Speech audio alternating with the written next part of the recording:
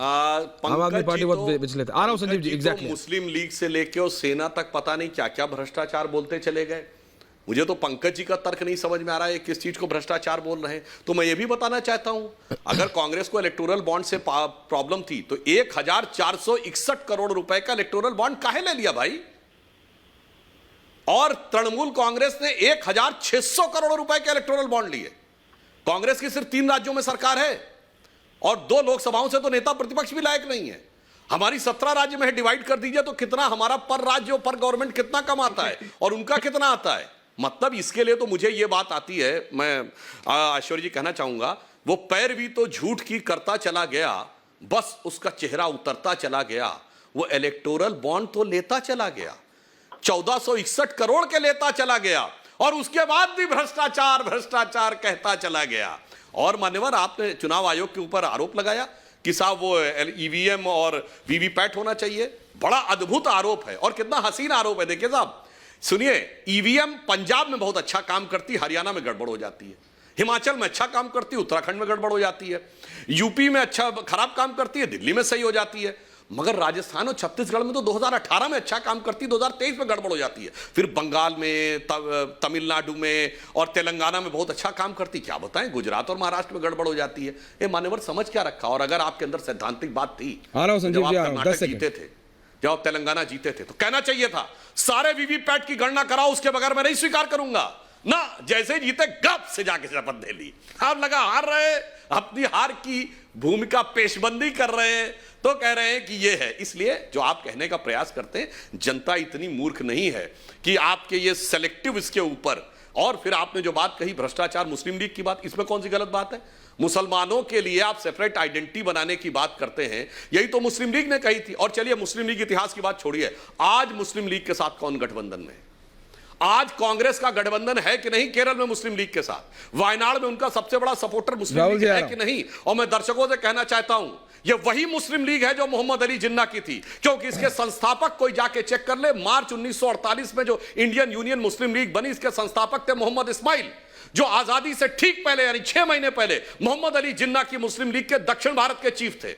और उसके बाद इनकी मानसिकता नहीं बदली, यह मुस्लिम लीग संविधान सभा में आई और पोकर साहब बहादुर, सिराजुद्दीन और इसी मोहम्मद इस्माइल ने, साहब ये 1970 तक सांसद भी रहे, इन्होंने संविधान सभा की डिबेट में आके कहा मुसलमानों के लिए अलग स्थान चाहिए। इन्होंने सेपरेट इलेक्टोरेट की मांग की। 28 अगस्त 2047 की जाकर ये संविधान सभा की रिपोर्ट पढ़ लें, जिसमें सरदार पटेल ने झिड़की लगाई है इनके लिए। और सरदार पटेल ने यह भी कहा भारत में 4 करोड़ मुसलमान रहते हैं, ज्यादातर ने पाकिस्तान के लिए वोट किया है। मगर एक दिन में आपका दिल नहीं बदल गया, मगर कोई बात नहीं, अब पुरानी बात भूल जाइए, पर अब अलग पहचान और अलग चुनाव की बात मत करिए। अब यह बताइए कि देश के लिए आप कंट्रीब्यूशन कहां से कर सकते हैं। मैं विनम्रता और चुनौती से कहता हूं, अगर कोई एक बात गलत हो तो मैं ये बात कहने को तैयार हूं। वही नेता, वही नाम बदल के वही लोग इस मुस्लिम लीग में शामिल हो गए और वही मांगे कि इन्होंने संविधान सभा में, इसलिए आज उस मुस्लिम लीग के साथ कांग्रेस खड़ी है। और सुनिए, केरल के मुख्यमंत्री ने कह दिया, पिनारी विजयन ने, कि इतना जमीर दब गया कि अपनी पार्टी का झंडा नहीं लगाया राहुल गांधी के शपथ ग्रहण में, क्योंकि कांग्रेस से ज्यादा मुस्लिम लीग के झंडे दिखते।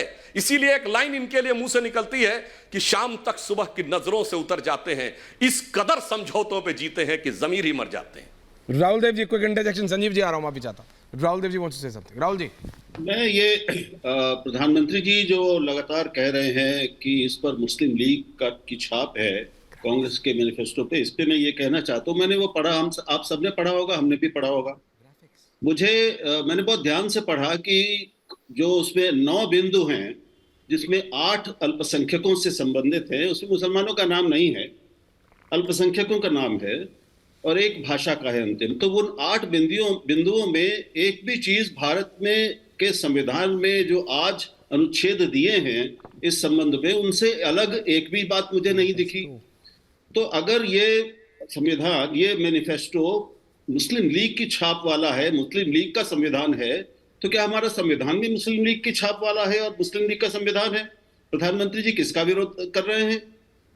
उसमें जो कहा गया है कांग्रेस के मैनिफेस्टो में कि धारा अनुच्छेद 15, 16, उसके बाद 25, 26, 28, 29 और 30 इनको अनुपालन किया जाएगा, इन्हीं को सुनिश्चित किया जाएगा। तो ये तो संविधान में दिया हुआ है। तो क्या प्रधानमंत्री जी चाहते हैं कि इसके बाद वो बदलना चाहते हैं इसको? संविधान से बाहर इस मैनिफेस्टो में कौन सी एक बिंदु है, वो जरा मुझे बता दें। सुधांशु जी और फिर संजीव जी आ रहा हूं। हाँ, इन्होंने जो बात कही, बिल्कुल कांग्रेस के घोषणा पत्र में लिखी हुई बात का अल्पसंख्यक से क्या अर्थ है, राहुल देव जी ने बिल्कुल सही कहा, क्योंकि कांग्रेस की सरकार ने आज तक कभी भी अल्पसंख्यक आयोग का अध्यक्ष मुसलमान के अलावा किसी अल्पसंख्यक को नहीं बनाया।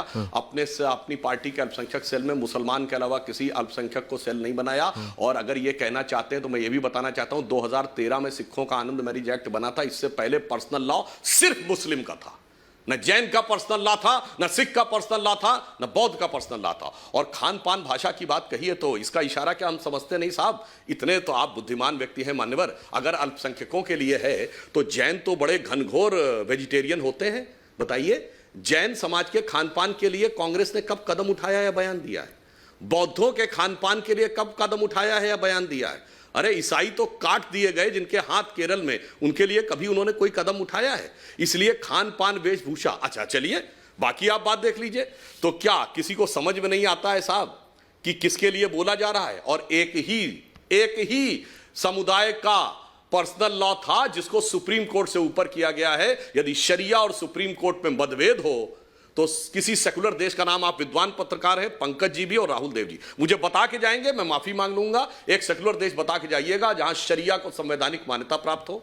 शरिया ही नहीं, ट्रिपल तलाक, हलाला, मेहरम, हज सब्सिडी, ये सब संवैधानिक मान्यता प्राप्त हो। और शरिया और सर्वोच्च न्यायालय में मतभेद हो जाए तो उस देश की संसद सर्वोच्च न्यायालय के निर्णय को रौंद कर, शाहबानो केस कह रहा हूं, शरिया को सुप्रीम कोर्ट से ऊपर कर दे। यह सिर्फ मुस्लिम देशों में होता था, कभी भी सेकुलर देश में नहीं होता। इसलिए मैं जिम्मेदारी से कह रहा हूं कि इस देश के विभाजन के बाद 2 देश तो मुस्लिम राष्ट्र बने और भारत आंशिक मुस्लिम राष्ट्र बना संवैधानिक दृष्टि से। अब मोदी जी उसे वास्तविक सेकुलर राष्ट्र बना रहे, बस इस बात की तकलीफ है। अन्यथा मुझे बता के जाइएगा, वक्फ बोर्ड, ट्रिपल तलाक, हलाला, मेहरम, हज सब्सिडी, शरिया सुप्रीम कोर्ट से ऊपर कोई सेकुलर देश बता दीजिएगा तो मैं अपनी बात वापस ले लूंगा। सुधांशु जी, मुझे बहुत दुख हुआ आपके इन शब्दों को सुनकर कि एक आंशिक मुस्लिम राष्ट्र बना भारत। आप जैसा आदमी ये कह रहा है, इसका मतलब है कि इतने साल से ये आंशिक मुस्लिम राष्ट्र है जिसमें हम लोग जी रहे हैं। तो सर उदाहरण बता दीजिए, कौन सी धारा की बात कर रहे हैं आप ये बताइए कि इस मैनिफेस्टो में कौन सर शरिया सुप्रीम कोर्ट से ऊपर, मुझे बता दीजिए, मैं माफी मांगने को तैयार हूं। एक मिनट रुकिए, सुनिए, 1 मिनट मेरी बात सुनिए पहले।